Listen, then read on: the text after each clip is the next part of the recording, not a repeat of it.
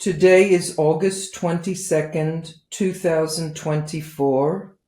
My name is Etty Zilber, and I will be interviewing Lydia Haberman here in Phoenix, Arizona.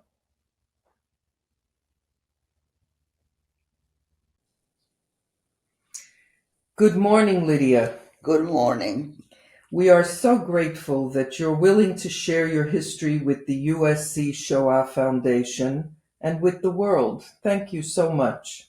I'm glad to do it. Wonderful. Would you please state your name and spell it? My name is Lydia, Lidia, Haberman, Haberman. And what was your name at birth? At birth, I was Lydia Waxler. Could you spell Waxler, please? Wachsler. Were you named for somebody in your family, the name Lydia? No, my No. mother just liked that name. Okay. And when were you born? I was born September 3rd, 1933. And so what is your age today? Today, I'm still 90. I'll be 91 in 2 weeks. Now, which city and country were you born in? I was born in Zagreb, Yugoslavia. And then you moved and lived, where did you live after I that? lived in Nova Gradiška, Yugoslavia, which is just a couple of hours by train from Zagreb. Okay, could you please spell Novogradica? Those are two words. Nova is Nova, Gradiška is Gradiska, and it means little town in Croatian. Okay. Now, what languages did you speak before coming to the United States? My first language was Croatian, and then when we lived in Italy, I learned Italian, and I'm much more fluent in Italian now than in Croatian. And then when we came to the United States, I learned English. Okay. Could you please tell us the name of your father and his birth date? My father's name was Hinko Waxler, but he changed it to Henry in the United States, and he was born on August 12th, 1905. And what educational level did he acquire? After finishing high school, he had some classes that he took in business in Vienna, but I don't know that he ever got a degree, but he had some business background from Vienna. And from there, what was the occupation he developed? He and his two brothers inherited a business from their father, Emanuel Waxler, and it was a hardware business of imports and also selling implements to the farming region around Nova Gradiška. It was a very prosperous business. What was your father's ethnicity? Well, he was Jewish, but he was born, I guess, in Yugoslavia. Okay. Now, could you tell us the names of your paternal grandparents? I'm sorry. Your father's parents. Yes, Emanuel Waxler, and his mother was Serafina Weiss Waxler, and they were born in the Austro-Hungarian Empire. That was Hungary, where she was born, and then Czechoslovakia, where he was born, but it was all part of the Austro-Hungarian Empire. And then, of course, they lived in Yugoslavia. What were their religious affiliations? They were Jewish, both of them. And what languages did they speak between themselves? So Emmanuel, died before I was born, so I really never know. But I think that they talked either German or Hungarian and Croatian.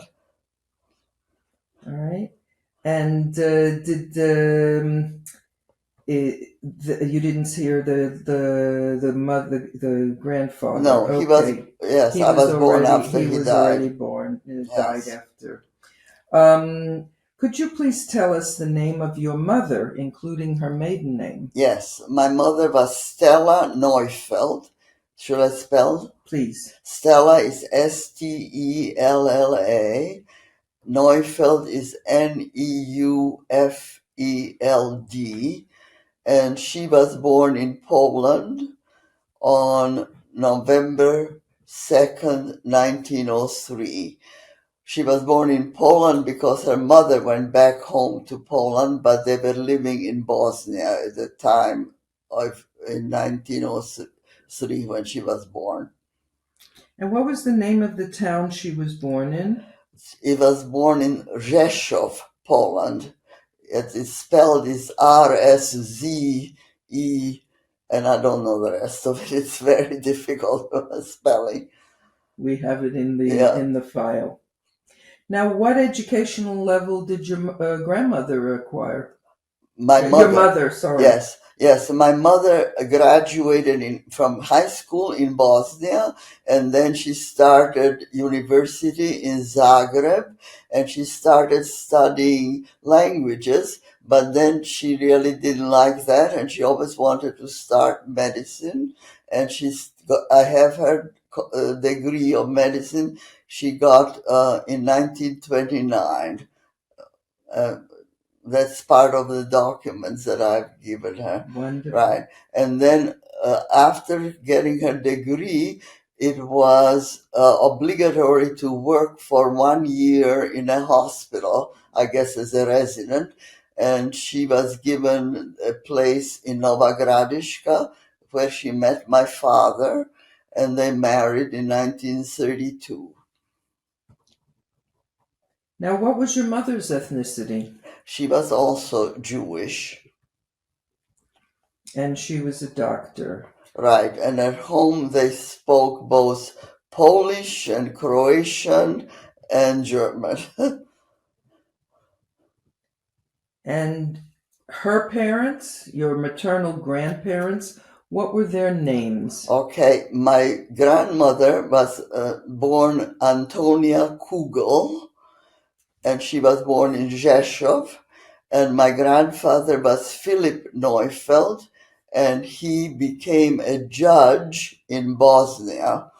And he was very important during the First World War, and he was actually on a committee of judges that investigated the students who attempted the assassination of Ferdinand in Sarajevo. So after Yugoslavia became a country, after the Treaty of Versailles, he stayed in Yugoslavia. He didn't go back to Poland, and he was a judge until he retired because of old age, and then he had a law practice in Zagreb, Zagreb, and I used to visit them as a child all the time from Nova Gradiška to Zagreb. And do you remember the languages that they spoke at home? With me they spoke Croatian, but I think together they spoke Polish still very often. And their religious affiliation? They were Jewish. Now, tell us a little bit about your siblings or sibling. What are their names? I only have one younger brother, 2 years younger, and his name is Emmanuel because after my grandfather, and he lives in Concord, Massachusetts now, and we were never separated from our parents during the war. And you're still in touch with him today? Yes, indeed, he's going to do the same thing. He's going to do a testimonial also. Wonderful. Tell us a little bit about your brother. What does he do today? He got a degree in engineering, but he's retired now. And he has children? Yes, he's married with 3 grown children. Okay. Now let's go back to the time before the war. Who else was living in your home? Who else was used to come to your home? Did you have any household help or? Yes, but we had an apartment a few blocks away from the house where the store was. My grandmother Serafina lived in the apartment above the store, but we had an apartment a few blocks away, and on the front, on the first floor was my mother's medical office. She practiced medicine, and we had a cook and a maid, and we also had a chauffeur. My parents, the Waxler family was one of the most prosperous families in Nova Gradiška, which was a town of about 5,000 people. Okay. Any pets at home? No, I don't remember any pets. Okay.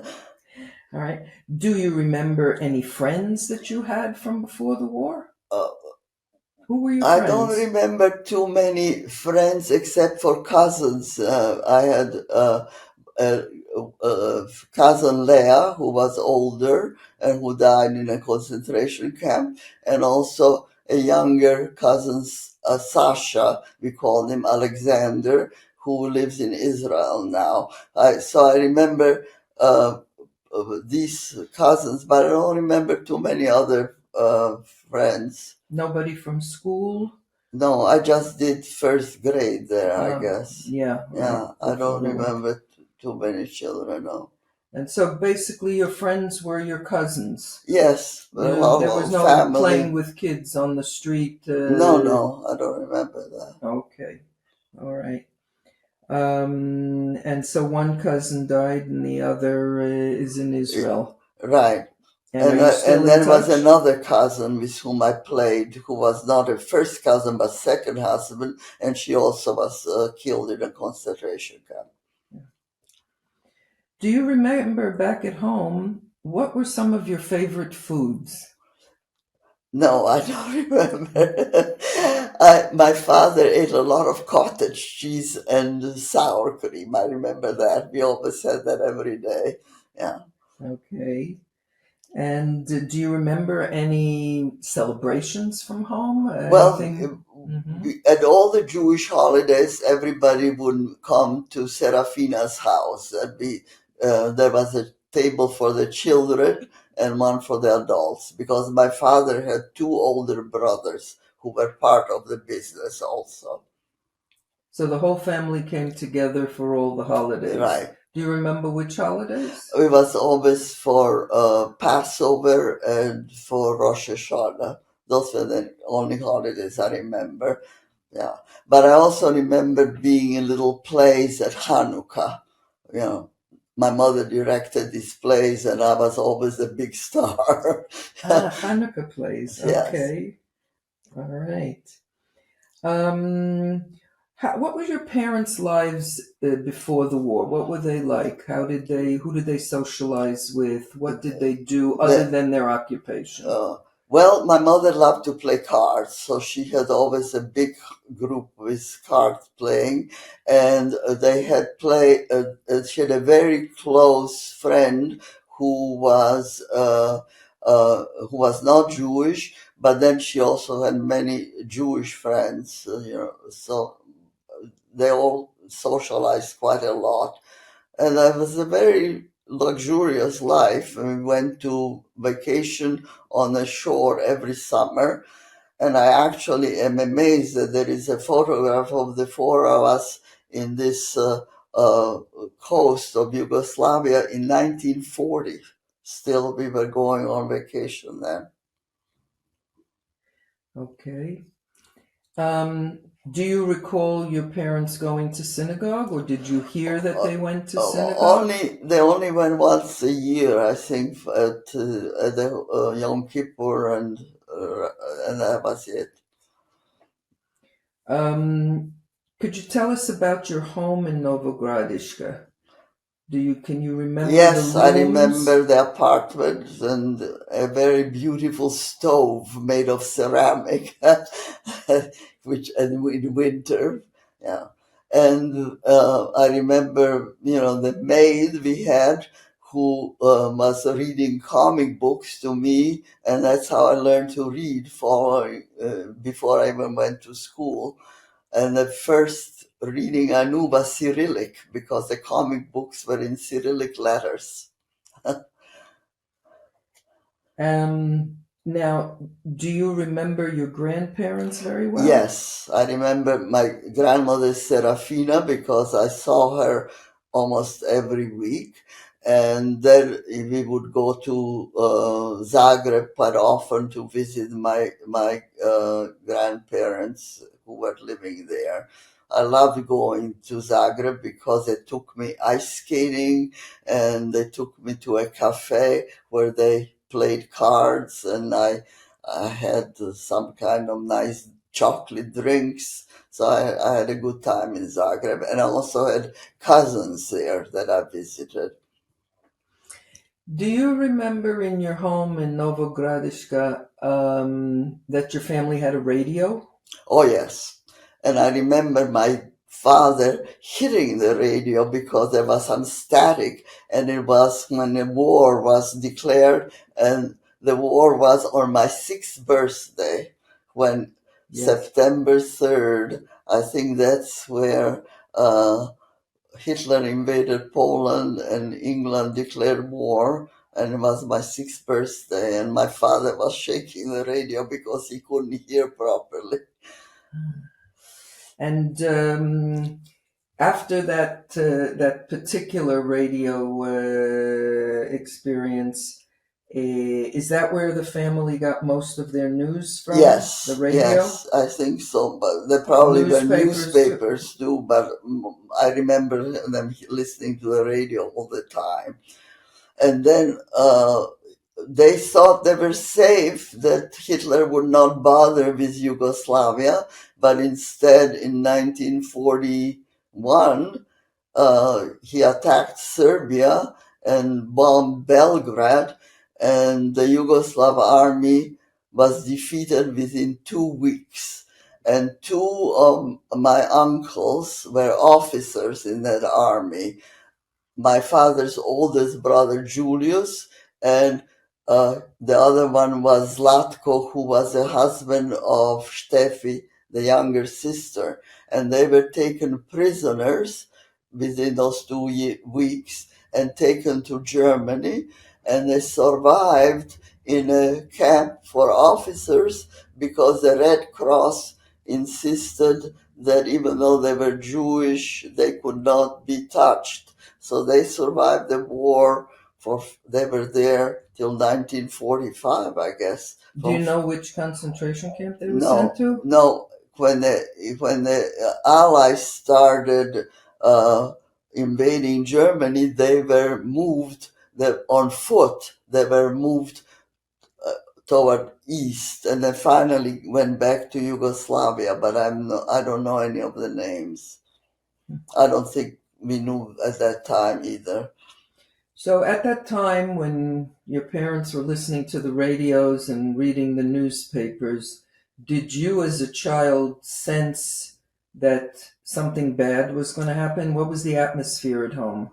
Well, they protected us. I don't think I felt in danger. But after the war was, after the Nazis and after the Ustasha take over and the Nazis were there, I remember that we had to wear this yellow star, and that my father and other Jewish men had to sweep the streets one day, and it was almost considered like a joke. The people came and apologized to them.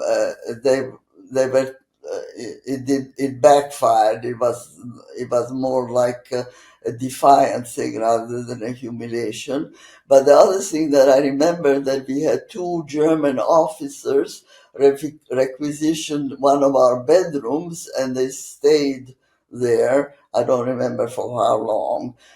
But I think they were not Nazis. They were part of the regular German army, and they kind of apologized also to my mother about the trouble that they were bringing to their family.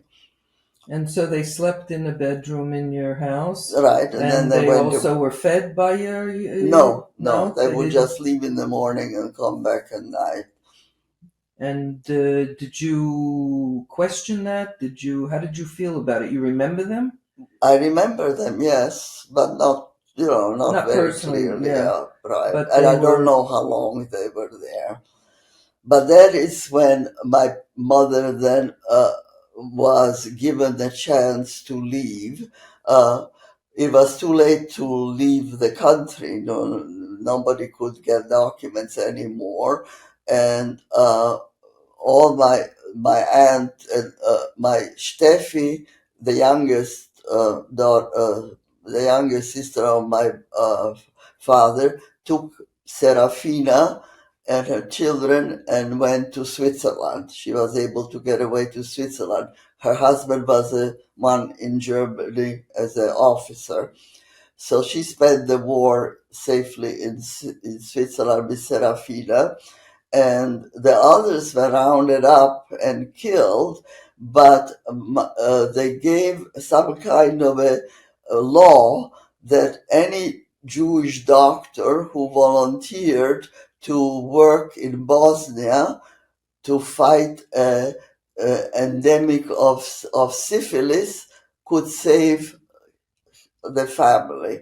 So my grandparents from Zagreb joined us, and in 1941 we moved from Nova Gradiška to Bosanska Gradiška, which is very close. It's partly around, an hour away by car. That's all, across a river, and that is where we spent about a year.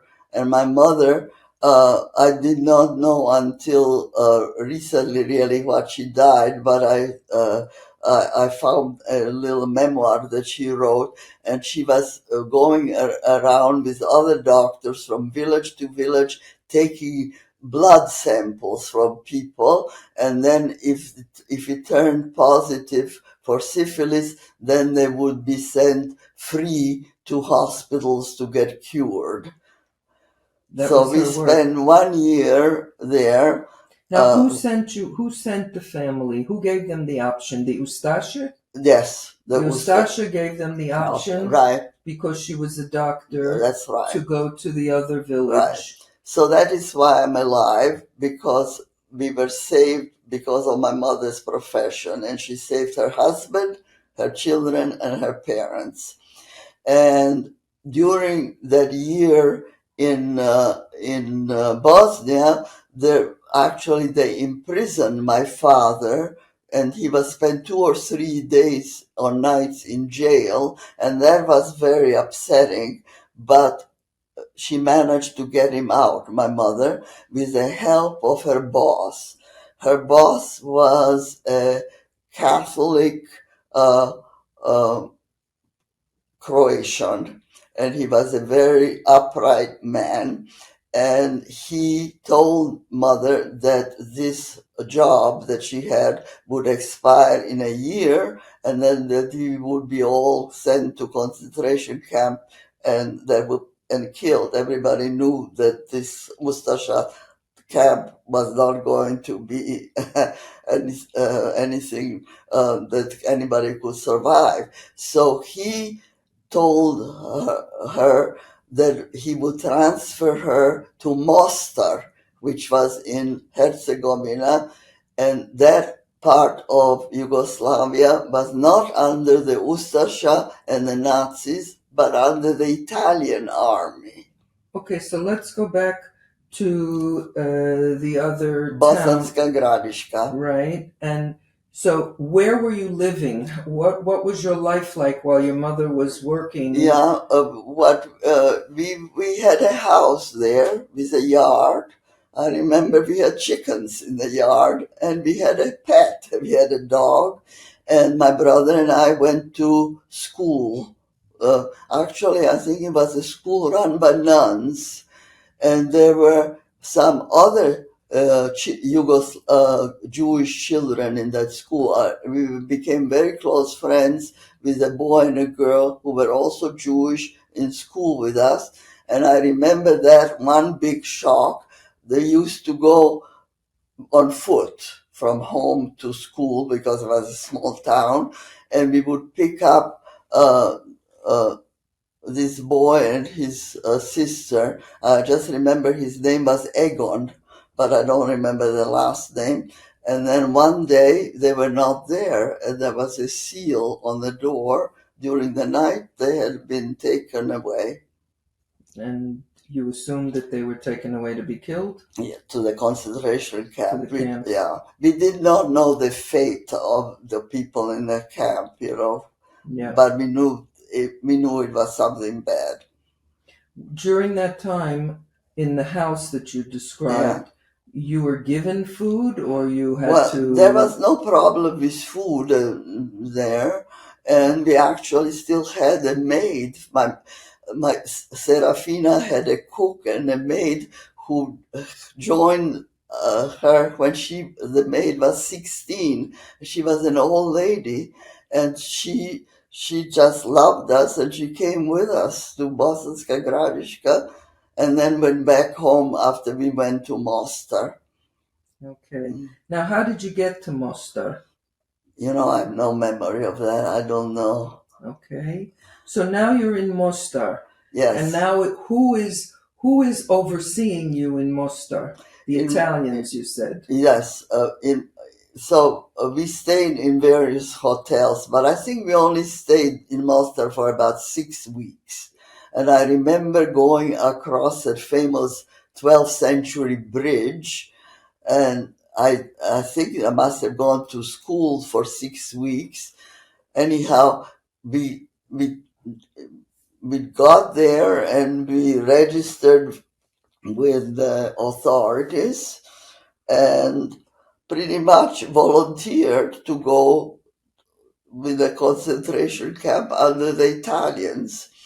And they took us from Mostar to the island of Hvar, Hvar. And there were several hundred Jews on the island of Hvar. And I just recently found out that was November of 1942. So the Italians took you to Hvar. Right. And Hvar was a camp? They put us in hotels. There was no camp there. So we stayed in a very luxurious hotel. We had the four of us, one room, and my grandparents had another room. And we were free to roam the island during the day, as long as I think everybody turned up in the evening. Maybe there was a roll call or something, I don't know. But my brother and I went to public school, and I have photographs. We hired a professional photographer for one day, and he took pictures of my family. And this was under the Italians? Under the Italians. They were very nice to us. I remember at lunchtime, there would be a young man who was Jewish, who was a violinist, and he would play the violin. And we had entertainment from all the Jews. It was quite really pleasant, except the food wasn't very good. We had risotto, I guess, rice one day, and then beans another day. However, because my father had money, we were able to buy food from the locals, and my grandmother would cook it, and then we paid to have things baked in an oven, and we would eat extra things like that outside. I just wanted to take you back to when your mother was working as a doctor in that town in on the syphilis project. Yes. Yeah. During that year that you were there, before the end of the project, you said that your father was in jail for 6 weeks. No, for 2 or 3 days. For 2 or 3 days. Yes. But what was he doing the rest of the time that you were there? Yeah, I have no idea what he was But doing. he was at home. Yes, Yeah. right. And do you know Because why? Yeah. his business had been taken by the Nazis, Sure. so he had nothing to do.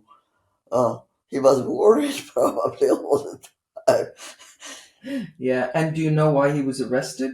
No, but it was my memory is of this one day that I stayed in a house at a window and I saw a whole village pass by.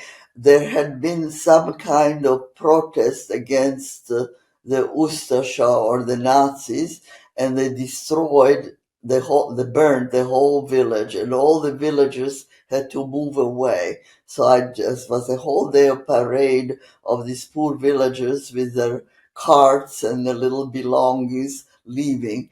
And maybe he was arrested because of that. They were arresting people of suspicion of having given protection to some partisans who were already quite lively against the Ustascha. Anyhow, my mother got him out with this doctor who had clout, and then after that we left for Mostar. So Okay. So we're back on the island of Hvar. yes, under the Italians, and this is November 1942. right. And you went to public school there. Public school, and I remember climbing a rock there with a ruin.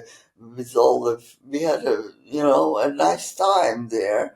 And then I don't remember exactly how long we stayed there, but in the spring they moved us north to another island of Rab, R-A-B, and that is closer to where Trieste is and Fiume.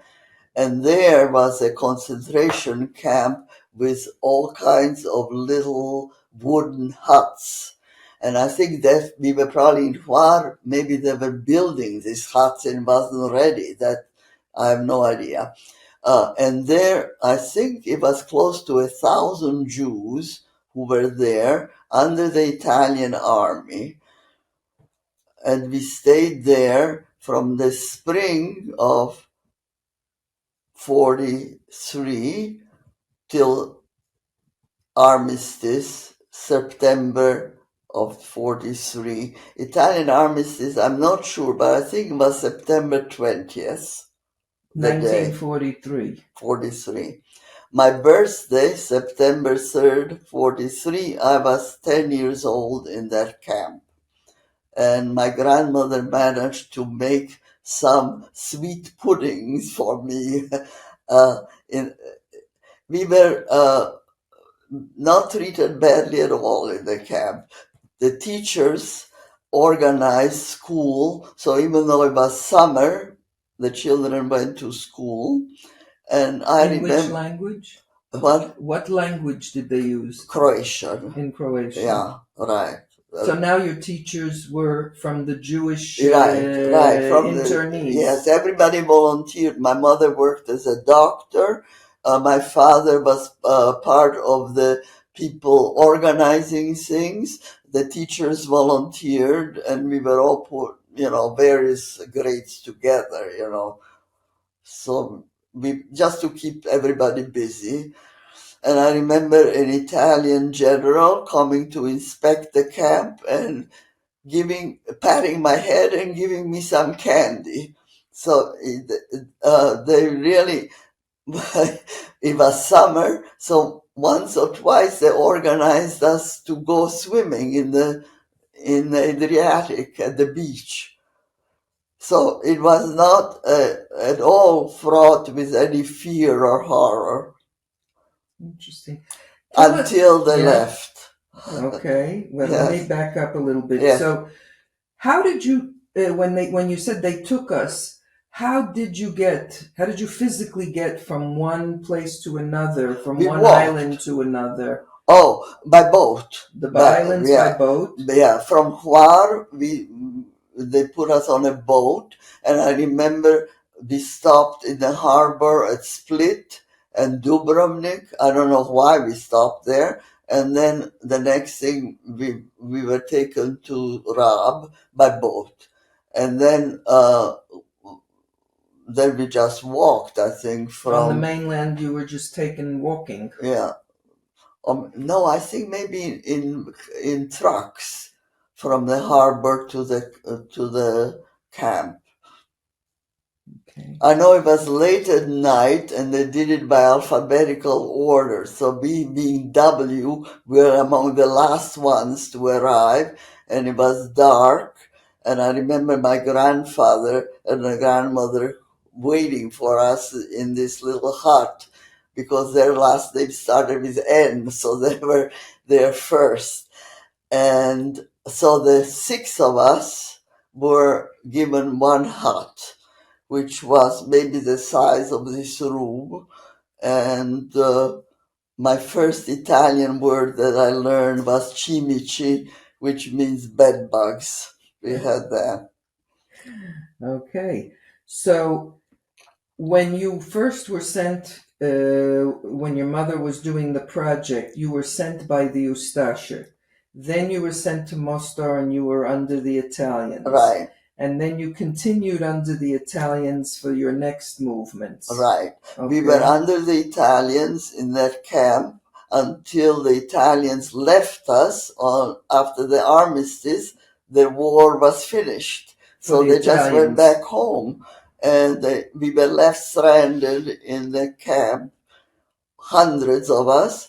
So we left the camp and went to the village, and luckily my father had money still. I don't know exactly, being a child, don't remember that, but I remember living in a little apartment in a villager's house. And there was a second cousin of my father in the camp with us who was a few years older than me. And I remember going by boat with him to visit other farms on the island with clothes that we would barter for food. So we would get eggplants and peppers and stuff like that, and we would give them sweaters and stuff like that.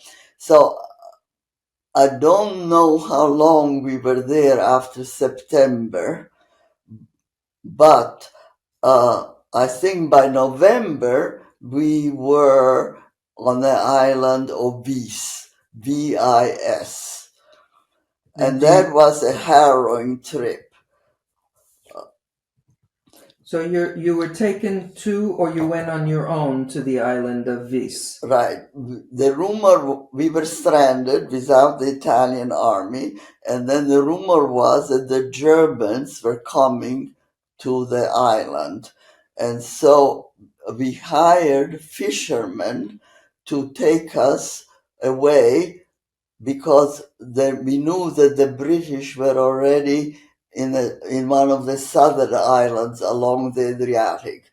And so at night we would go with these fishermen from island to island, from the north to the south, which took several days. And that was very dangerous. At one point, we landed on one island and heard that the Germans were on the other end. So we had to leave immediately.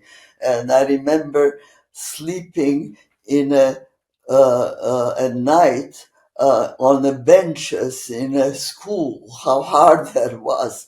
So I don't remember how many days this trip took, but that was frightening. And then finally we got to Vis, and Vis was in the hands of the partisans, most of whom were Tito's communist partisans, and they were supplied by the British Army, the British Navy, I guess I should say. So then we felt safe once we got there because of the British presence, Yeah. right? This is on Vis. Vis, V-I-S, right. Okay. And so we were there for about 6 weeks, I believe, under the communist uh, uh, regime, Tito's partisans. And we were told, don't mention that you want to go to Italy because they will put you in jail if you say that. So everybody was quiet, and we were there for 6 weeks with food being given to us by the British. They would once a week they would come with canned goods, which we had to share, as families. And the island was being overrun with refugees. People were running from the Nazis and the Ustashas, and there were very few islands that were free already. So thousands of people were coming until finally they couldn't keep us, and Tito and the government allowed us to go to Italy. So only because it There was was just no room. there was no room exactly. It's a small island, and because How did you get to Italy? we went by boat, and it was a British boat, and we had a British escort also for landmines, because the Adriatic was landmine. So we went from Vis to Brindisi, which was it took less than a day to get there. And I know that was January of 1944, but I don't know which day in January. So from Vis you went to Brindisi, Right. and who was overseeing you in Brindisi? The British, right. So the British were Yeah. already there. Yes, So you felt safe. right. Yes. We felt, pretty Safer. safe even in Vis, right, because the British were there. But I do have a funny story about this food distribution. There were lots of peasants there fleeing, farmers and peasants, and they did not know how to divide these canned goods. They were supposed to get, I guess, 4 cans for 3 people or something like that. So I was 10 years old, and I was able to do these fractions for them. And every week they would come and get me to do this division for them. And my grandfather, who was a judge and very contemptuous of these low class peasants, would just sit there and watch me do this with great pride, but he would not deign to talk to these unwashed people. He was quite a snob about that. But I was very pleased that I was able to do that for them. And So they you learned fetched me. something. You Yes. learned something in school. Right, exactly. So then on this boat going from Vis to Brindisi, one of the Navy guys, British, I guess, gave me a piece of white bread. And that was very exciting because I had not seen any white bread for years, So that was my first white bread. And we slept on it was a night trip, and we slept outside, even though it was January, because it was too hot and miserable down in the hull. So now your family, Now- who's together with you? Your grandparents My were with you? grandparents, What? my father, mother, my brother Emmanuel. And what happened to the maid who came with you? No, the maid, when we went to Mostar, she went back home to Novograduška. No, we had no maids during any of that. Okay. So then the British drove us by camions, I guess, to a little place in southern Italy called Santa Maria di Leuca. Santa, do you want me to spell? Santa, Maria, Maria, Di, Leuca, Leuca, which is a southern resort. This was a part of Italy that in ancient time had been Greek. So Leuca means white. So it was full of beautiful white buildings, and they put us in these buildings and then said, from this place, we are going to move you all to Egypt to wait for the end of the war in a concentration camp, because there was fighting around Rome then. The southern part of Italy was in the hands of the Allies, but the middle was still there was fighting. And my father said, no, we are not going to Egypt. We are staying in Italy and wait. Who told you that you had to go to Egypt? The British. The British told you that you would have to go to Egypt. The Allies. But maybe they were also American, I don't know. The Allies. The Ally army was in charge of southern Italy by that time. So your father said, no, we're not going to Egypt. We have had enough that we are waiting in Italy for the end of the war. And so about 12 of us, so there were hundreds of people in this Santa Maria di Leuca. These were all Jewish people. All Jewish people, right? No, they were not all Jewish people. There were some also people, partisans and others, refugees who were fleeing from the Nazis. And so 12 people went to one of the cobblers in town and offered him some money if he would guarantee for us that we could stay in Italy. So we went to court, and this guy said he would guarantee to support us and we would not become burdens of the state of Italy. And the judge made a joke and said, you look as though you can hardly feed yourself, and now you're going to support 30 more people. And he said, yes. And he said, okay. And then we were allowed to stay in Italy and not go to Egypt. So other people were transported to Egypt, and my brother got malaria, so we had to stay in Santa Maria di Leuca until he got well. And then we moved slightly north to the town of Molfetta, Molfetta, where we could find an apartment. We wanted to be in Bari, the big city, but we couldn't find a place to live there. It was overrun with refugees and with allies. So we stayed in Molfetta, and that's where I was 11 years old in September. And my mother made friends. My mother knew a little English, and we made friends with an Irish soldier who was stationed there. I still remember him. Paddy was his name, and he was so thrilled to sort of come and visit a family. And my grandfather, Philip, got sick there. My grandfather is the one who made me love Latin, which I did not have then, but he was very fond of Latin and classical things and always told me these myth stories. And he would go in Molfetta to a park and sit on a bench, and he made friends with an Italian priest, and they would talk in Latin. And my brother and I went to a private school in the house of an Italian teacher. The schools were all closed. So Italian teachers taught children from their homes.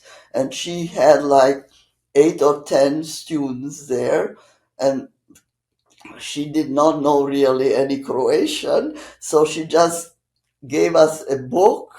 I remember it was Romulus and Remus, and she would read this in Italian for us, and then we would read it in Italian, and we would hear the other Italian children. In 3 months, we learned Italian. And I remember we were there in April of 44 when the Vesuvius erupted in Naples. And we were going home from this teacher, and we could see a little ashes in the air. And when we got home and heard the radio, we knew it was an eruption 200 miles away. But the wind was still bringing ashes all the way to Molfetta. Anyhow, my grandfather got sick with heart trouble, and Paddy, the Irish soldier, drove my mother and him to Bari, to the hospital, and he died there. He was 72 years old when he died, and he's buried in the Jewish part of the Bari cemetery there. And then the rest of us stayed in Molfetta until about November, I think. And then we moved to an apartment in Bari. And there is a photograph of my family with my grandmother on the balcony there. I was 11 then. And so the Italian school started in November, and people had to do exams to show what grade they would be in. So I passed the exam and was put into sixth grade, which was actually prima media in Italian, but it's the equivalent of sixth grade in America, and those in the middle schools.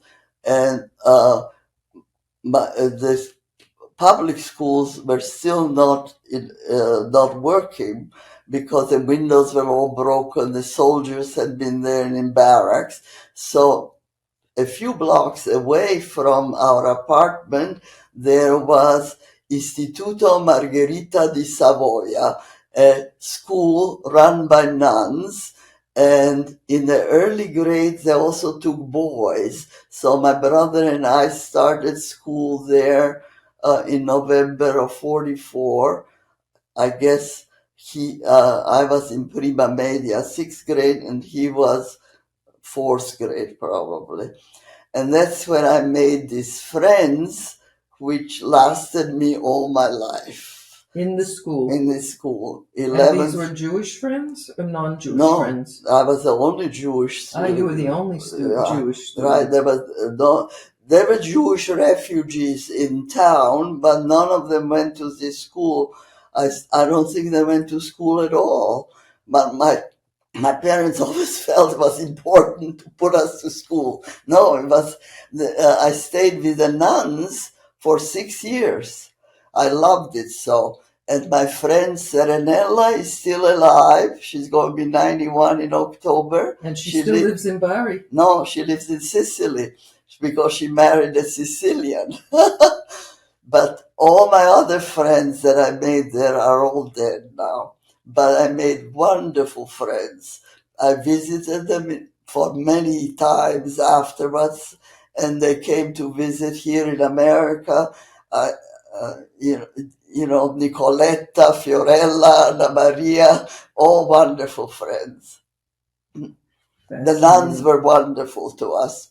Okay. I think we need to recap all your travels, right, because anybody listening might want a little recap. Yes. So from your home in Nova Gradiška, you moved to Bosanska Gradiška, where my mother did the job with the syphilis.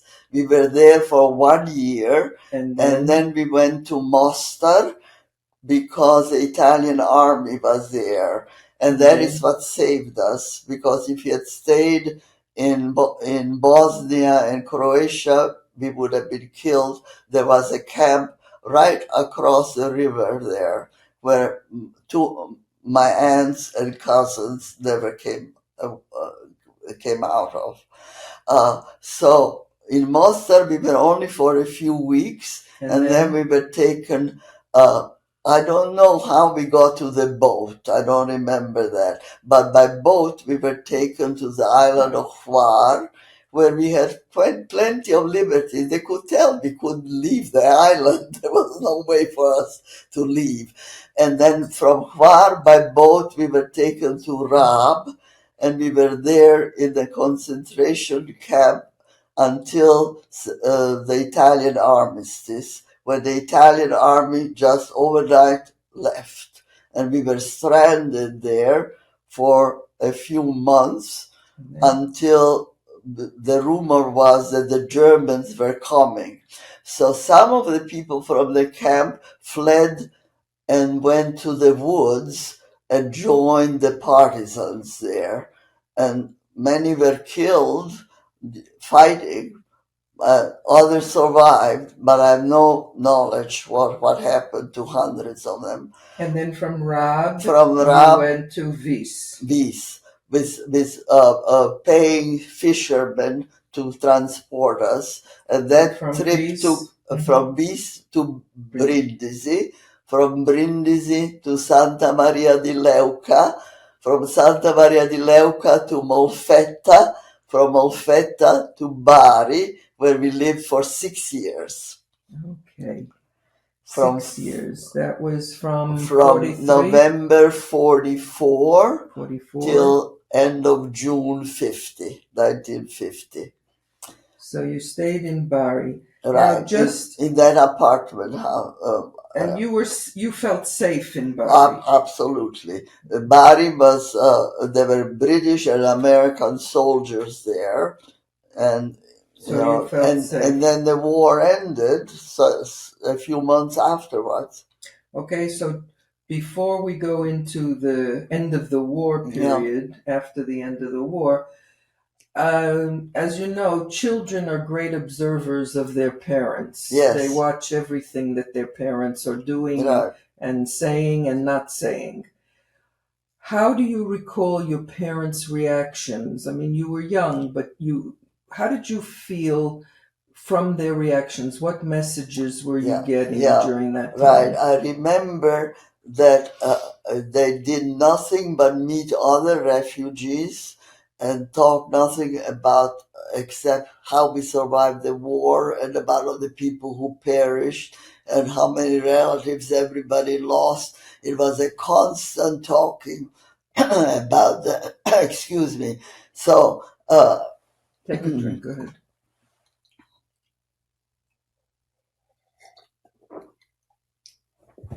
So that is why I was so happy with my friends, the Italian friends who had nothing to do with any of this, because it was very depressing to have my parents just talk about nothing about the war and the killings and all that. It was very good for them because he got it out of their system. So when we got to the United States, they were able somehow to think of a future. But in Italy, they talked about nothing but the horrors of the war and the past.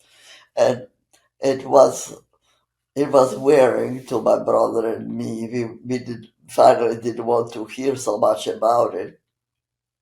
So now the war is over. How did you learn? You're now 11 years old? Yes. Right? How did you learn that the war is over? What was that moment like? Yeah, well, the war was over, I guess, in May. We learned by radio about the D-Day invasion and all that. Everybody was thrilled about it. Not just we, but all the Italians were very happy that the war was ending. Radio, I don't know that there were newspapers as yet. Right. And was there a commotion in the street? Did you see No, I don't any remember. celebration that the war was over? No, because the war was still going on in the Pacific, so Right. It wasn't totally over, but it was over for us in Europe. Yeah. All right. And how did you feel at that moment? Well, I felt that Italy was like heaven, even before the war was ended. Yeah. We had food, we had friends, I loved the school. So, and you were not in danger. No, that's right. Yeah. Yeah. Outside of Bari, there is Foggia, a town, and the American Air Force was there, the base. So, the only bad thing was that we learned that my mother's sister, Irena, who had survived the war in the woods with the partisans, that after the war was ended, the Tito, the communist, tried about a dozen Jewish people and declared them traitors and capitalists and they were killed by firing squad. So after we learned first that she was safe and had survived the war, then the next thing we learned that she had been killed by the communists. So this broke my grandmother's heart. When my grandfather was dead already, she never really recovered from this grief. And then my father already knew we did not want to go back to Yugoslavia because of the 6 weeks under the communists. He felt he would never go back under that regime. Then this business with Aunt Irena, that just was the last drop. So I think right away they applied to come to the United States. I have no idea exactly what you did to apply, whether you had to go to Naples or Rome, or were you able to do it with Bari. But we were on two different quota lists because my grandmother and mother were born in Poland, so they were on the Polish, and the rest, my father and brother and me, were on the Yugoslav quota. And both quotas are very tiny. So we knew we would not go to United States very quickly. And I know that at some point we even considered going to Venezuela and to Paraguay and to the Dominican Republic, and somehow nothing worked out. And then Australia was very thrilled to get my mother, who was a doctor, but they didn't want to take my grandmother because she was old. So that failed. And then finally, in June of 1950, President Truman wrote one of these executive orders from the White House saying that several thousand refugees from Italy would be given immediate permission to emigrate to the United States. And we were on that list. So in end of June 1950, we were told to go to Naples. And we thought we would take a boat from Naples to New York. Instead, we got to Naples and they put us on a train to Bremerhaven, Germany. And I think that trip lasted almost 2 days. And from Bremerhaven was a huge refugee camp. And we were in despair because some people in their camp had been there since for 4 years even.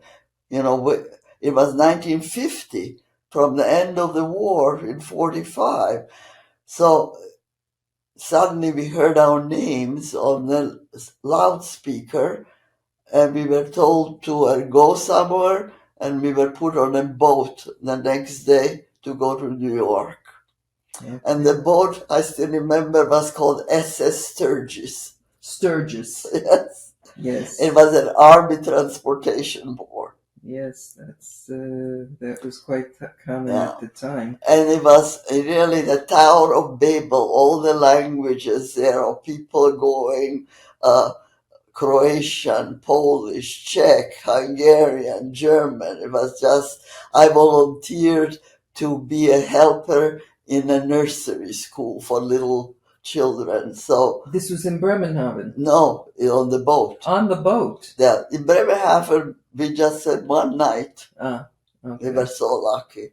Yeah. Yeah. And on the boat, so yeah, you were working with children. The reason I didn't die, that I survived, is that my mother was a doctor, that my father had money, and sheer luck. So now, you said that it's luck, and your father had the money and your mother had the profession, but did you have other support from other organizations at that time? Or individuals? All right. What happened was that Irena was married to a dentist, Leon Wilf, and probably he played chess with the with the parachutists who brought stuff to them in the woods, and that is probably why they were killed. Anyhow, his last name was Wilf, and my grandmother knew there was a family in the United States of his, related to him, and we got in touch with them to tell them that Leo and Irena had been killed, and they actually sent us care package to Bari, which we didn't need, but we got in touch with them, and they sponsored us to come to the United States. And then the organization that also met us in New York was UNRWA, United Nations Refugee Agency.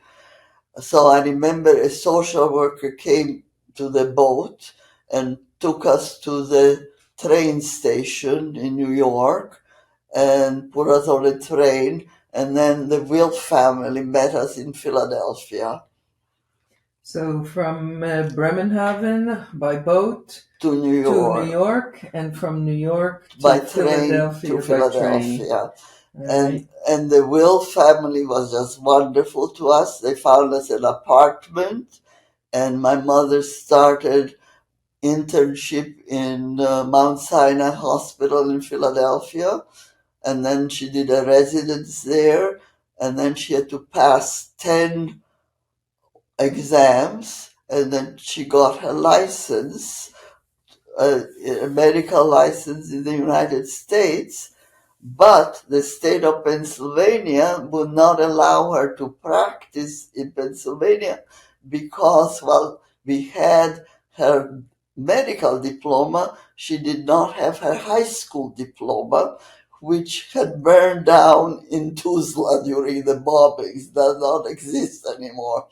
So after being in Philadelphia for 3 years, from 1950 to 53, she moved to Baltimore, Maryland, where they took her license, medical license, and she became the medical doctor in a Spring Grove State Hospital, which was a hospital for the mentally ill. And so she had to do that in order to make up for the fact that there was no high school diploma? Right, but the state of Maryland gave her a license. They said that she didn't need that. Yeah. Now, so your mother was working on her license in English now. Right. And how did she manage with English? Well, my mother was very good at languages. She already knew a little English, and we studied a little English in Italy on our own. And she was the one who knew English the most. In Bari, for a while, she had a job in the British Officers Club as a receptionist because she knew a little Italian and she knew a little English. She was not very good at either language, but she could manage. The Italians thought she was English, and the English thought she was Italian, and she learned more English there and more Italian. And so we came in July in New York. We landed on July 12th, which turned out to be my husband's birthday, my future husband's birthday. And from July, school started in Philadelphia after my birthday, September 3rd, which is Labor Day usually.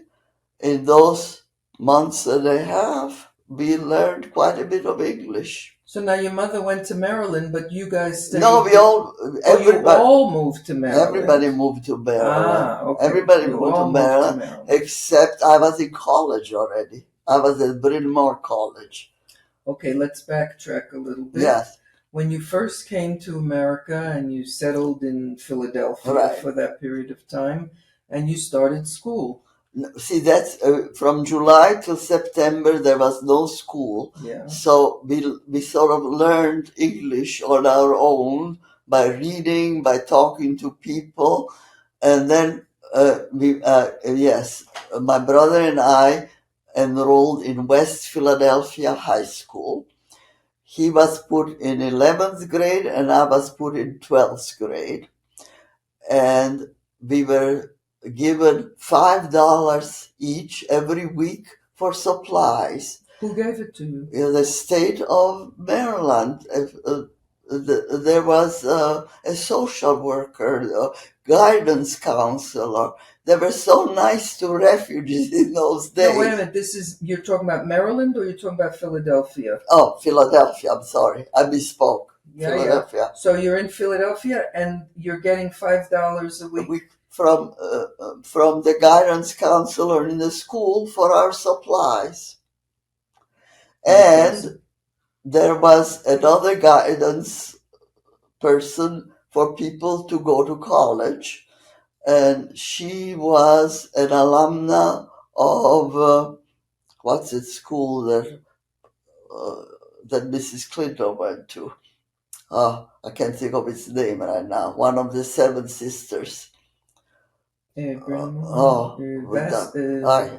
can't think of its name right now. It escaped me. Anyhow, she looked at my Latin and Greek and said, "You have to go to Bryn Mawr. That's one of the Seven Sisters." Mm-hmm. I had never heard of Bryn Mawr. I applied to University of Pennsylvania, to Temple and Bryn Mawr, and then I got a scholarship at Bryn Mawr. And I went to visit and I liked the place. And that's when I started in September of 1951. I graduated from West Philadelphia High School in 1951 in June. And then in September, I went to Bryn Mawr. Now, tell me go back a little bit. Tell me how it was to come from Europe and arrive in America. How did you manage? You as a child. It was the most miserable year of my life. I was 16 years old. I loved Italy. I felt Italian. I didn't want to leave Italy. I was just culturally, that was my home. So West Philadelphia, I went to this nun school where I had friends and we were the same 25, 30 girls all these years. I go to West Philadelphia High School, which is 1,000 students, and the noise and talking English and my accent was horrible. I could read quite well by then. I was really lost. By the end of the day, I had such a headache every time. Even though everybody was just lovely to me, just lovely, I still was miserable. I was homesick for Italy. Yeah. And so what saved me was going to Bryn Mawr, because Bryn Mawr was small and the classes were so interesting and wonderful. And I made friends there. It was just like a new life. But I was still very homesick for Italy. So one of the documents that I'll show you is that I wanted to go spend the summer of 1953 after my sophomore year in Italy. But we were stateless, so we could not travel. So I got a special document from the State Department saying that I could go to only Italy, and then I got a special document from the Italian consulate in Philadelphia. And this document, this big, I was able to go to Italy in 1953 and spend the whole summer with my friend who they had moved from Bari to Naples then. And I went to Bari, I went to Naples, and I had my 20th birthday in Rome. Wow, that's lovely. Now tell me, during these early years in the United States, what were your parents doing? Your mother was working as a doctor. Right. What was your my father doing? Got a very menial job as some kind of a clerk in a uh, in a factory that made clothes in Philadelphia. I don't know exactly the name of it, but the Will family got him a job there, and so he did that. My father always had a heart condition, so he had to be careful about work. And then when they moved to Bari, they moved to Bari when I was in Italy on vacation in '53. I'm sorry, I'm getting a little tired here. They moved to Baltimore, not to Right. Bari. Right. So he got a job in a factory that was making clothes for actually a rather well-known men's clothing. I forget the name of it too.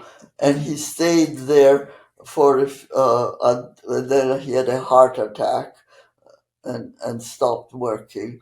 My mother kept him alive, uh, and they had a really very good life in uh, Catonsville, a suburb of Baltimore, Maryland. because that's where the hospital was, and they were given a house by the hospital. Okay. Would you like to take a break now? No, we No, can you're okay just, to I'm fine. continue? I'll just You have want to another take, sip yeah, of take water some more because we're water? almost at the end now. Yeah, yeah. So tell us, after you graduated university, you graduated in 55, I and what graduated did you from, study? What was your I degree? majored in Latin at Bryn Mawr, which turned out to have the best classics department in the United States, thanks to that wonderful person in West Philadelphia High School. And then I got a scholarship to go to Yale University. And that is a kind of a funny story. I had a roommate from New Jersey. She was majoring in Greek and I was majoring in Latin. And she was going to see Richmond Lattimore, which is one of the great translators and scholars of Greek. And while waiting to see him, she saw on a board that they were giving a special scholarship to displaced persons uh, in the process of becoming American citizens. So she came back to our room and said, "There is a scholarship meant just for you." So I applied for that and I got it. And in the meantime, I had already got a scholarship from Yale University. So I've just found recently a letter saying that I had too much money because of these two scholarships. So they were taking $200 away from me, and I was still going to have $2,000 a year, which was more than enough to support for tuition and room and board in those days. So I went to Yale in 1955 in September on this scholarship and was able to save enough money on my scholarship to go back to Italy in '56. That was my second year. I was still very nostalgic for my friends in Italy.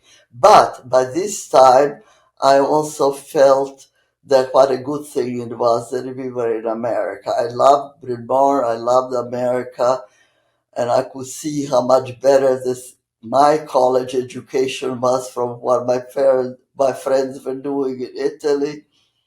And then the very month we got to New Haven, I met Don, who also graduated in '55 from Rutgers. Could you tell us his name again? Donald Haberman. And what was his profession? He was a graduate student in English, but he was a waiter in the law school where they gave him 3 free meals if he served tables at lunchtime. And I was practicing teaching in a high school in New Haven next to the law school. And my friend Alice Henkin was a law student, and so she told me to eat in the law school. So that's where you met. That's where we met, in the dining room of the law school. Okay. So you married and We were married 2 years later. and Yeah. moved where? Where did you Right. live? So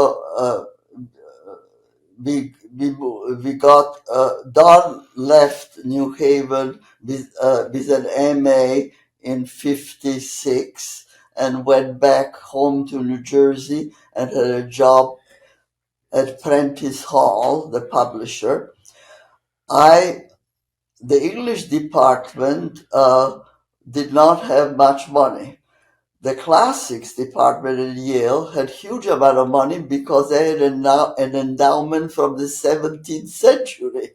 So I had plenty of money as a scholarship student there, but Don did not have money to continue at Yale.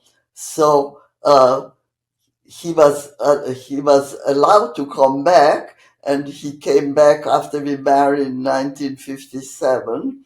So we had 2 years in New Haven where he finished his coursework, and I taught in a public school in Connecticut.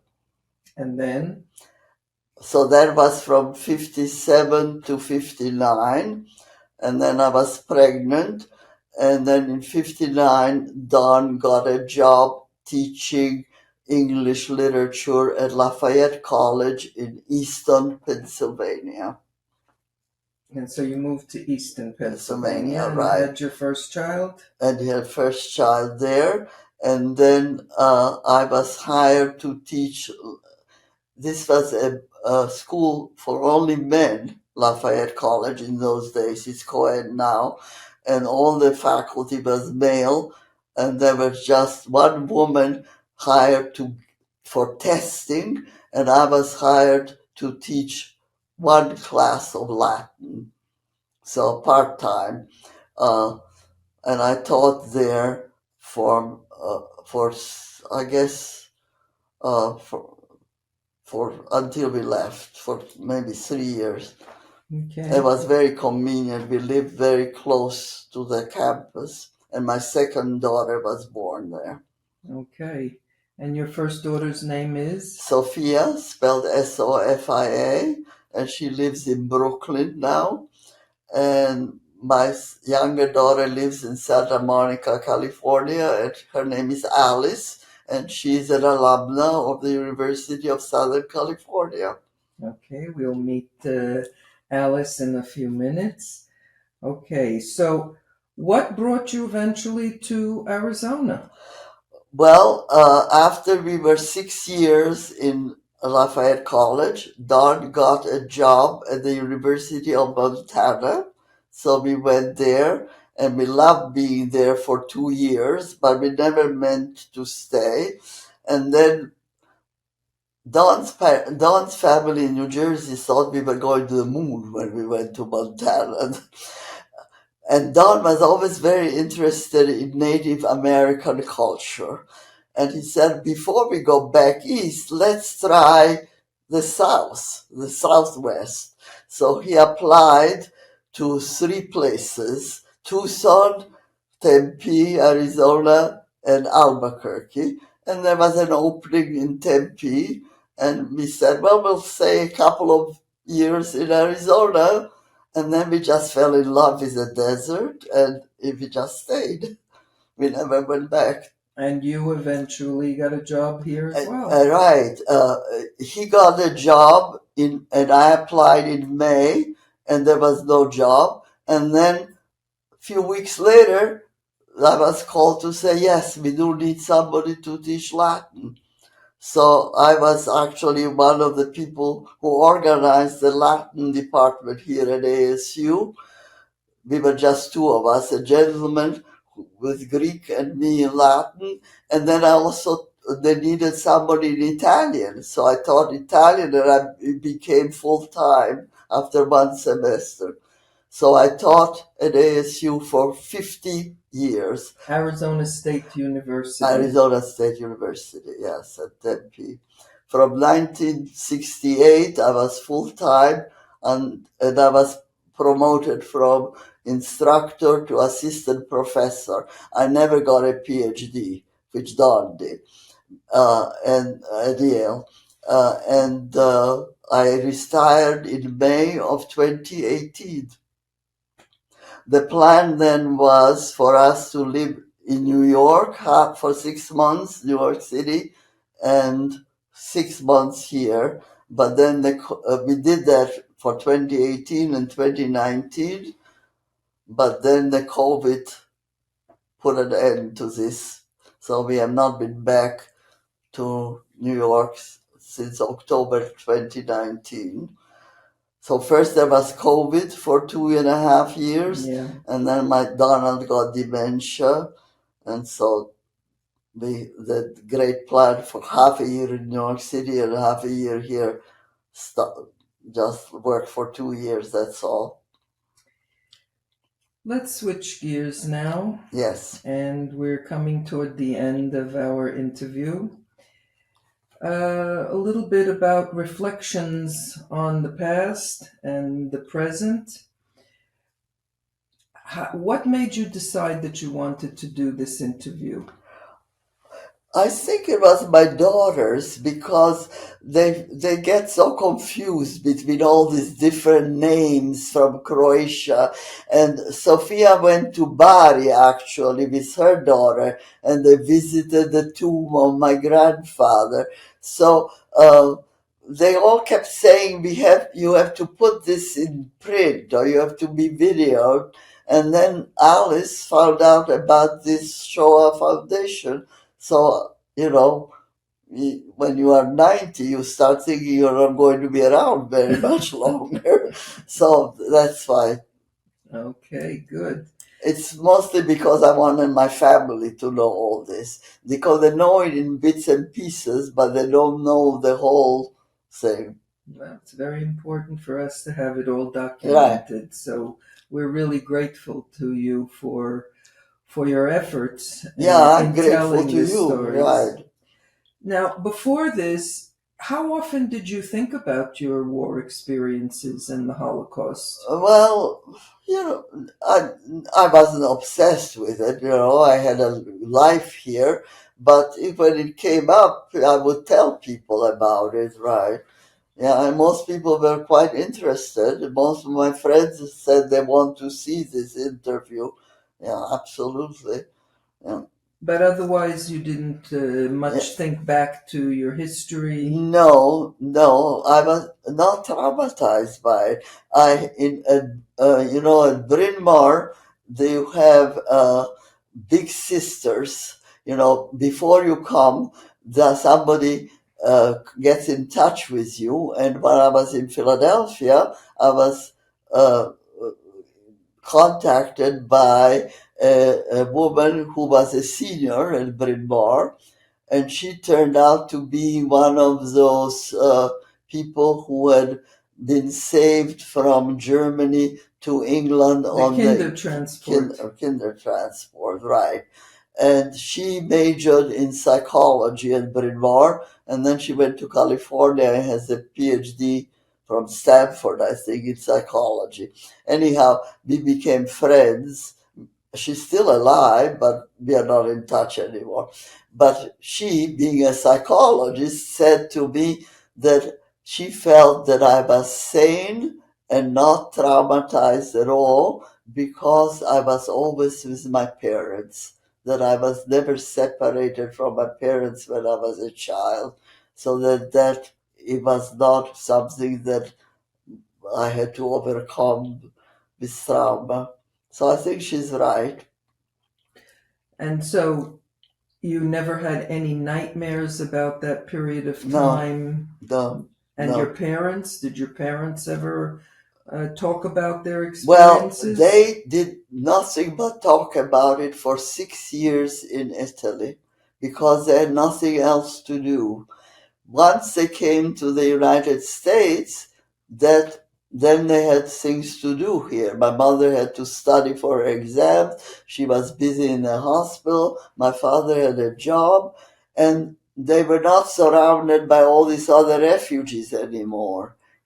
So that they stopped. It was really a life-saving thing. A future was given to them. they became very big patriots, very big American patriots. We used to celebrate July 12th, the day we arrived to the United States. So when I met Don and he said his birthday was July 12th, I said, oh, but that's our family holiday already. Yeah. Do your grandchildren ask you about your experiences? Yes, they are very interested that I'm doing this, but they get very confused between Yugoslavia and Italy and so on. Now that they are older and they've been to Europe, then this makes more sense to them. Yeah. Have you all gone back to Croatia, to Zagreb? Have No, you been back since? no, only I have been back in 56 because my grandmother was there and I went, she was back there visiting her other son, who had been with Tito in the woods and had survived. And I visited them. I spent the whole summer in Europe. I spent 6 weeks in England studying Shakespeare at Stratford-on-Avon. Then I went to Zagreb to visit where my grandmother was, and my uncle and cousins, and visited them, and also Belgrade. And then I went to Italy and stayed with my friends. And then my grandmother was very unhappy in communist Yugoslavia and did not get along with his daughter-in-law. She wanted to come back to Baltimore. So we managed to get together in Milan, and we took the boat together to New York. Mm-hmm. And she died then in Catonsville, Maryland, when I was pregnant with Sophia. Did you go back to your old home, your parents' home in Zagreb? Not in Zagreb, in to Nova Gradiška. Yeah. And I visited the cemetery where Emanuel Vaxler was buried, and that was all destroyed. I think they have renovated it now, but when I visited it in 56, it was in very bad shape still. Mm-hmm. With graves overturned. So, looking back, you mentioned the reasons for your survival, Right. your family's survival. You mentioned 3 reasons. Right. My mother's being a doctor, the fact that she was able to save her parents and her family by doing this job, which other doctors didn't want to do, obviously, so Jewish doctors were needed. And a cousin of hers did the same thing, and was saved. Then the fact that my father had money, and they transferred this money into gold coins and also English pounds. And when we were traveling on these boats, I was in charge of a purse, and underneath the purse were all these gold coins. And I was 10 years old, and my father 9.5. And my father said, "Don't worry about anything else, just this purse. Don't let go of that purse." And otherwise, all we had was just what we could carry. And I was in charge of carrying this purse with the gold coins. And I regret very much, I don't know how we managed for 6 years in Italy, because at some point the money must have run out. But I've been reading my diary from when I was a teenager in Italy, and it mentions that my father went to Rome and to Milan. So I think maybe they had an account in Switzerland and were able to transfer money from Switzerland, because that is how Aunt Steffi survived in Switzerland, with accounts. So they were smart enough to, even though they were not smart enough to leave Yugoslavia in time, they were smart enough to transfer some money to Switzerland. In retrospect, how have all of these life experiences and the Holocaust and the war, how has that had an impact on your faith and your beliefs and your Jewish identity. Yeah, well, it has turned me against all religions. I don't want to belong to any religion at all. I know I'm Jewish, and I don't know if that is racial or cultural or what. I will not deny that. My family is Jewish, but I don't want to be of Jewish religion or Catholic religion or Protestant. None is Protestant. We do not belong to any religion.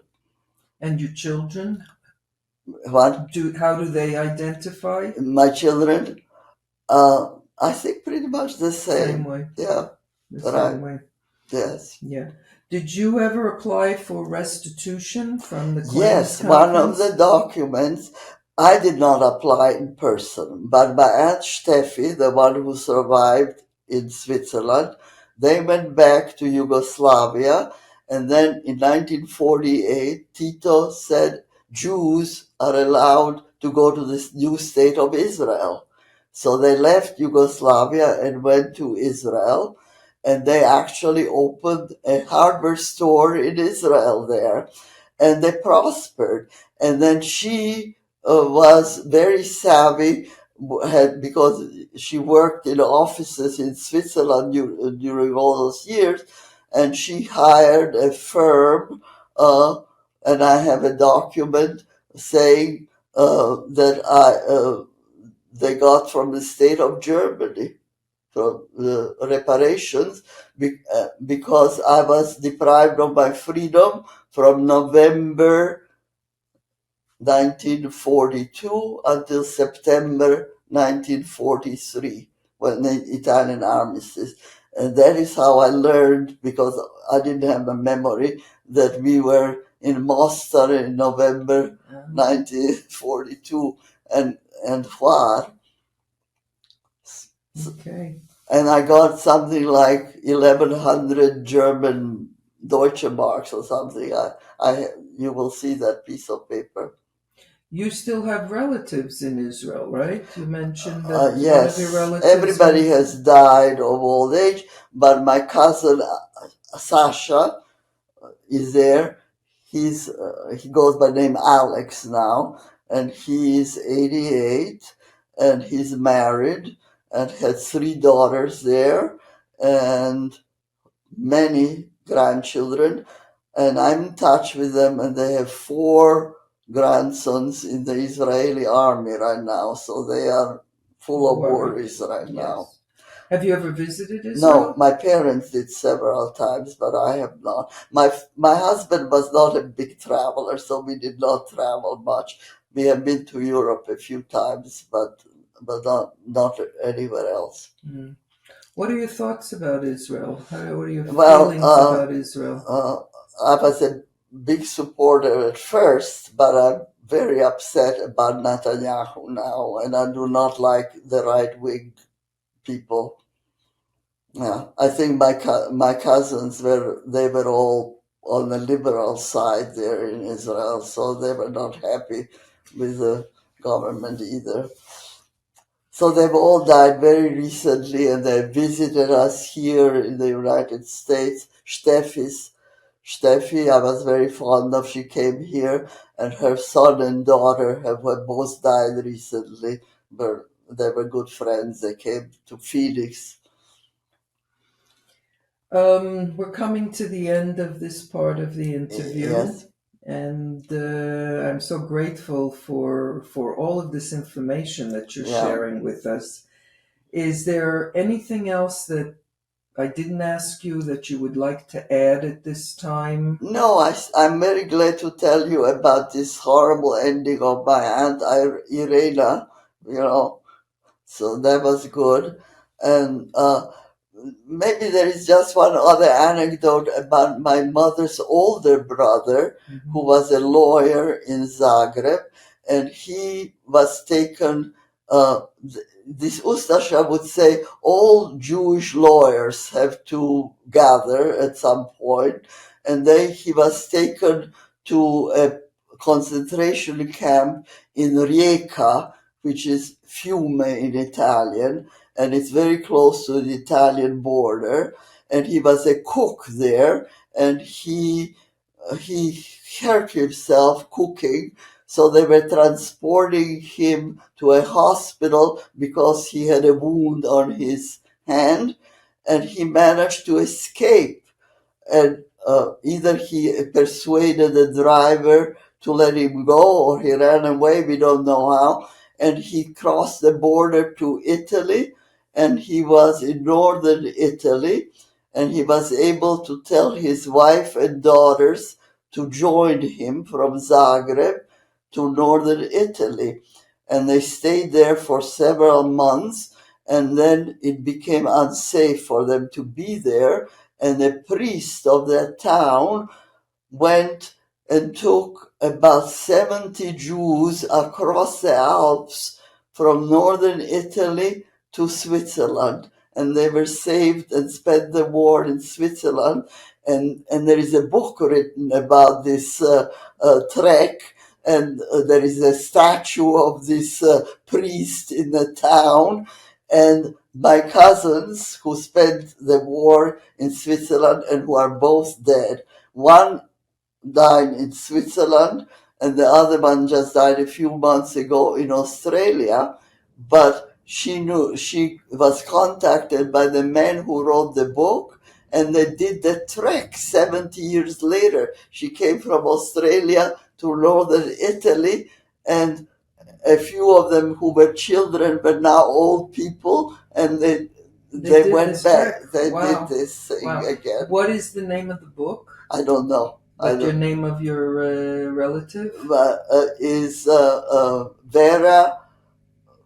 Vera Sydney. They took the name of the city, Sydney. Vera Sydney, like the city in Australia. Sydney. Ah, yes. Interesting. Vera Sydney. Okay. Is there a message that you would like to leave at the end of this interview for those who will be listening to you in the future? Well, just that I was always hoping this would never happen again. And now in my old age, I see that it's happening again, So here I'm 90 with 2 horrible wars going on. Yes, yes. So, do you think something like the Holocaust could happen again? Yes, I believe it could. So I'm very pessimistic. I hear you. Yeah. And we very much appreciate your giving your testimony today. And thank you so much. Thank you. Okay. Well, welcome back, Lydia. Thank you. And welcome, Alice. Hello. How are you doing? I'm good, thank you. Welcome. Great that you could join us today. Could you please tell us your full name? My full name is Alice Helene Haberman Ellis. And tell us a little bit about your educational background. I have a Bachelor of Fine Arts in Drama from the University of Southern California. And what is your work? What is your occupation? I had wanted to initially be an actress, but I work as a commercial casting director. And tell us a little bit about your family. I am married. My husband is Jordan Ellis, and we have one daughter, Nina, who is 21. Okay. Could you tell us, Alice, when was the first time you heard a little bit about your mom's background and her history? I was thinking about that, and I feel like I've always known it, so I don't know. It must have been when I was a child, and maybe I was very close to my grandma Stella, Lydia's mother, and so I feel like maybe through discussions with her, and she had a very big group of friends that she played cards with that we referred to as the Yugoslavs, and so they all. I sort of knew that all these people were people who had emigrated to the United States, and so I feel like I don't know, but I feel like I must have known it from when I was young. They were all refugees. Yeah. And everybody was refugees. And did you ever ask questions of your mom? Yeah, and I feel yes, and you told us. I mean, yeah, I don't remember any big sort of aha like being sat down and told. I feel like it's just sort of part of who she is, who we are, and I've just known it. I do remember. Do you remember this? When Grandma Stella came to school with me in fourth grade and spoke to my class. Oh, I don't remember that. Yeah, What did she speak about? she spoke about the war. I was sort of embarrassed at first because I didn't, she was, an old lady with a funny accent. So initially, and she talked about the Holocaust. Did she? Yeah. And you were fourth grade. So Fourth what grade. year are we talking about? What grade? What year would that mean? Seven, in the early 1970s. Early 70s. Yeah. So that was, she came in and spoke Spoke to the kids to- in fourth grade in about fourth the grade. Holocaust. Yeah. Okay. So I don't know how that went over. I was more sort of interested in on a personal. I mean, it was the first time that I also saw my grandma as not my grandma. So Was that Hopi? no, at Phoenix Country Day School. Day. Interesting. Yeah. Interesting. So knowing, as you learned about your mom's background and her history and your grandma's background and history, did it affect your relationship with each other? Or how you viewed your mom or how you viewed your grandmother? I don't think it affected my relationship. It certainly, I think, impacted how I view them. That at a certain point, like I said, you stop seeing them as just your mommy and your grandma, and you see like, oh, they really had overcome some things in their life that that I had never had to deal with in my privileged upbringing. So yeah, and I also when you used the word perished, I was listening from the other room. I remember hearing that's how my grandmother would refer. She would show me pictures, and she would say, "Oh, he perished. They perished," and I was like, "What does that mean? What does that mean? Perished? That was a term I'd only ever really non-perishable, referred to as food." I'm like, "What does that mean?" Interesting. Yeah. Interesting. Are you named for somebody in the family? No, not in the family. I'm named for a close friend of Lydia and Dawn's, Alice Henkin, who Okay. they met at Yale. But they really just like the name. Okay. Just like the name. Okay. Now tell me about your children, your daughter. Yes. Does she know Lydia's story? Yes. And we never. I was listening from the other room, and I was interested to hear that you celebrated what Jewish holidays you celebrated before the war, because we never in our family we did not celebrate any Jewish holidays in our nuclear family, and I sort of wish we had in a way. So when Nina was little, our daughter, I just remember like all of a sudden it was Hanukkah. And because I wanted her to know, I just like rushed out and bought like at the grocery store menorah. And just because it was important I just felt as a child that was an easy way to like tell her like, you are Jewish, we are Jewish. And so that was her sort of entry. So did you know that we like the menorah at our house? Did you even know that? So, Yeah. So, And how does Nina, you said, is 20? she's 21. She's 21. And how does she identify today? We're pretty secular. I mean, we celebrate Christian holidays in a very non-Christian way. Our Christmas is about the tree, and it's more a Saturnalia than anything. So she's pretty anti-religion, I think, but I think. I don't know if I don't know. I don't want to speak for her. I don't know. Yeah. So, Lydia, when your daughter's name is? Nina. Nina. So, did Nina ever ask you direct questions about your experiences? No. Never direct? No. She just listened to things that you said? Yeah. I don't think any of them asked me directly. I have 3 granddaughters. Yeah.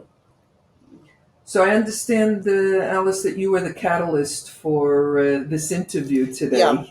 And why was it important for you that Lydia be interviewed? Well, there's all these family members that I get sort of confused about which is which is Henry's side of the family, which is Stella's side of the family, exactly what the the progression was. And I mean, I listened from the other room, and I was pleased to know that I actually did know most of what you were saying. But also because Nina does ask questions about it. She was just visiting, and we were looking at photos, and she was admonishing me that I hadn't been recording it. And so now there is a record, and so we can look at pictures and be like, okay, these are the brothers. These are, this is who everybody is. Okay. Have you ever visited Croatia or Italy, the cities where the family lived? We never went to Bari, so I've been to Italy when I was a child, and my daughter is very interested in going to Croatia, so she wants that to happen with my sister and her cousins. Did you know that Nina has a plan for the? But you went to, when you were 6. You were with us in Italy, but after We didn't that, go to Bari though. No. But you haven't been to Italy since. No. Yeah. Well, you were very young Yeah. at that time. Yeah. Yeah. Is there any desire to go and see the home in Novogradička? I'm sort of interested in that. My daughter was just recently in Spain, and we went to visit, and I don't know. I'm not a big fan of a 14-hour plane ride, so I have to find some courage to get back on the plane. Sort of unpleasant experience. Yeah. Alice, you have your mom here, and you listened to the testimony and the interview. Is there anything you'd like to say to Lydia at No, this I point? don't think so. No, I'm officially. No, I think it is an interesting testimony to your spirit, and also maybe you were saying that you weren't traumatized, but I feel like to some degree there's a part of both you and Dawn, just your childhood separately, of just sort of not compartmentalizing exactly, but just getting on with it, in terms of I feel like this generation of people do a lot more processing, or maybe like touchy-feely or whatever, but that you were able to get past it, I guess. And I don't feel like you Sophia and I don't think we're handed down any negative things from your negative experience with it. So No. that's it. But I think we matured because of our experiences. Yeah, probably. Both he and I. Yeah. Yeah. And plus, you also have one father. The father is an American born, right? Right. Right. And so you grew up knowing father is American born, mom is from someplace else. Yeah. And did that have any impact on you? Yeah, I mean, I feel like people were always sort of in the 70s. Here, it was a much smaller, city. Phoenix was. People would say anti-Semitic things to me, not knowing that So I was always, there's always Fighting.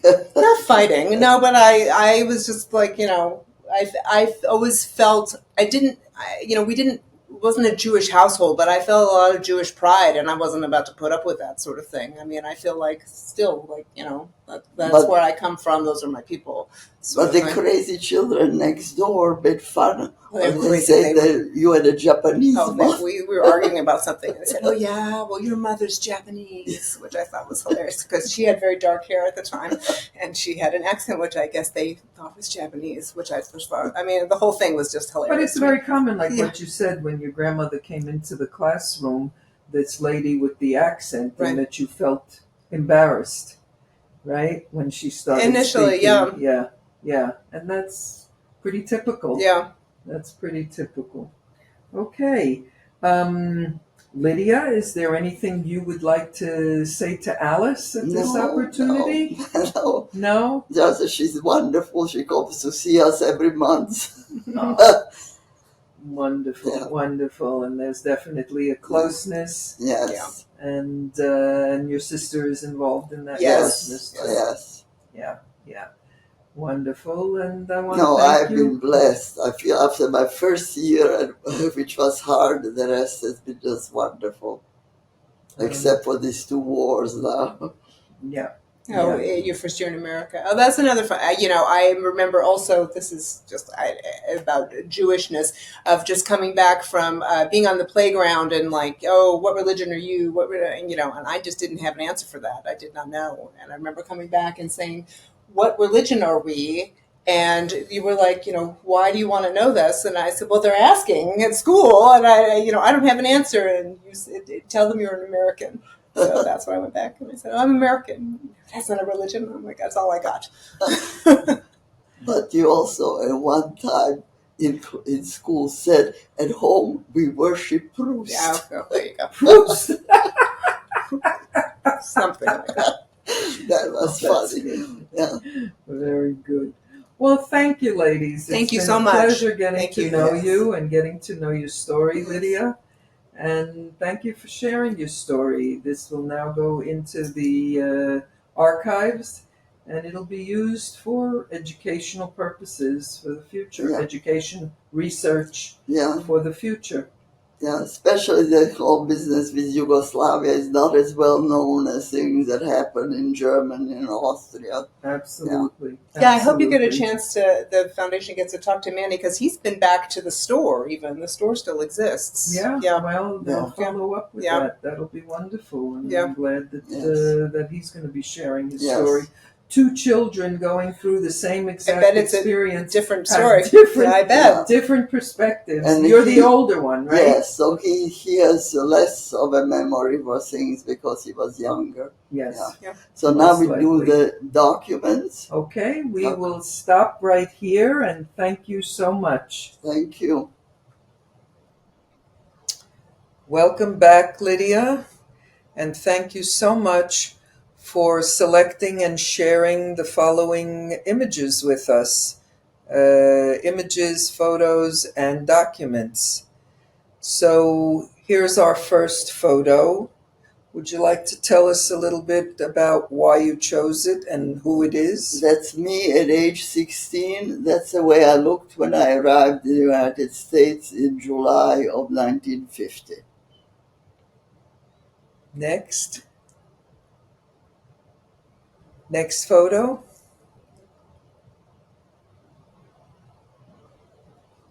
Lydia, would you like to tell us a little bit about the people in this photo? Yes, this was taken in 1910, and it's my father's family.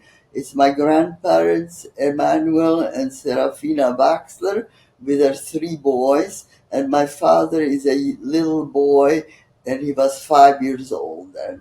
Thank you. And the other 2 boys in the family, could you give us their names? That was Julius and Otto, and they both died in Israel of old age. Thank you. Lydia, tell us a little bit about who these people are and where and when it was taken. This is from Israel, and it's my father's family, his sister Steffi and his 2 brothers, Otto and Julius, with their spouses, and they are in Israel, where they emigrated in 1948 when Tito allowed the Jews to leave Yugoslavia if they were going to Israel. Thank you. Lydia, would you tell us about this photo? We are on the island of Hvar, my parents, my brother, and me, and we hired a professional photographer to take photographs of us. It was a beautiful day, a beautiful island, and that was the beginning of our concentration life. What year was this, Lydia? This is November 1942. And this was, you said, the island of Hvar, Hvar, right. Hvar. Right. Thank you. Go ahead. We are on a beach in 1941. My parents, my brother, and me, even though the war had already started, we were still able to go to this resort. It was called Skrfenica on the shore of the Adriatic. Thank you. This is my uncle, Fredo. He's my mother's younger brother, and he survived by being with the partisans during the war in the woods, and he fought against the Ustasha and against the Nazis, and then he stayed in communist Yugoslavia until his death. When did he die? I don't remember, but it was in the late 60s. Thank you. Three brothers Baxler. In the middle is the oldest one, Julius, who was taken prisoner as an officer in the Yugoslav army. To his right is my father, Henry, and to his left is his older brother, Otto. And in front of him is Julius's daughter, Leah, and she died in a concentration camp together with her mother, Malvina. Thank you. The baby is me. This is 1933, and I'm held by my grandmother Antonia. Behind her is my grandfather Philip, and we are leaving Bari, we're leaving Zagreb, where I was born, to go to Nova Gradiška. So the whole family came to the station to see us off. So I was just a few weeks old there. Thank you. These are the three Baxler brothers. My father is the one to the right, and then in the middle is Julius and Otto, and they both survived and died in Israel of old age. My father, Henry, is buried in Randallstown, Maryland. What year was this photo taken? I don't know. But where are they right now? I don't know. Okay. Thank you. This is my family. I'm around 4 years old there with my parents, and my brother is 2 years younger. I think it looks like 4 and 2. Thank you. This is on the balcony in a house in Bari, where we lived for almost 6 years. My grandfather Philip is dead by now, and that is how we looked when we first moved to Bari. I am about 11 or 12 there. Thank you.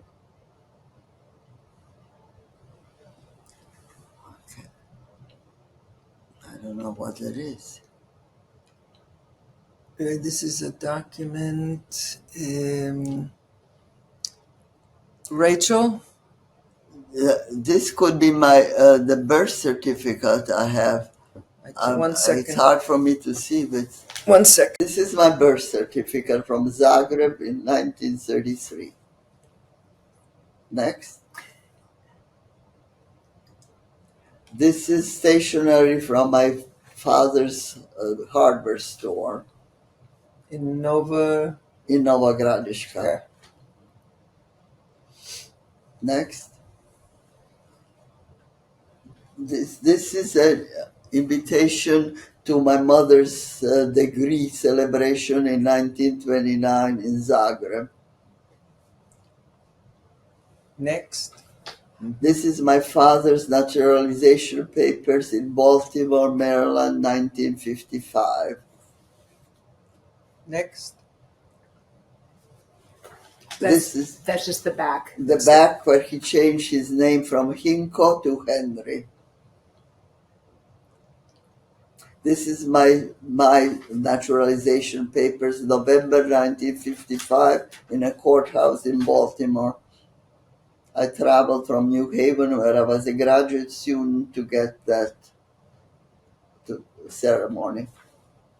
Next. Is this right? This is my grandmother's permission to stay in the United States, even though she never became a citizen. She died in Catonsville, Maryland in 1959. Next. This is my part of a class action suit. People who sued the state of Germany, and we got reparations for the time that we were in a concentration camp. In my case, from November 1942 until September 43, and I received 1,300 Deutsche Marks. Next.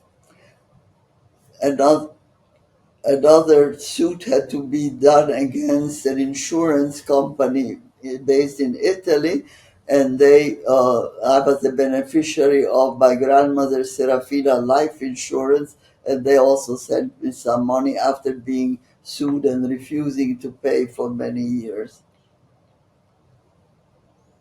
Next.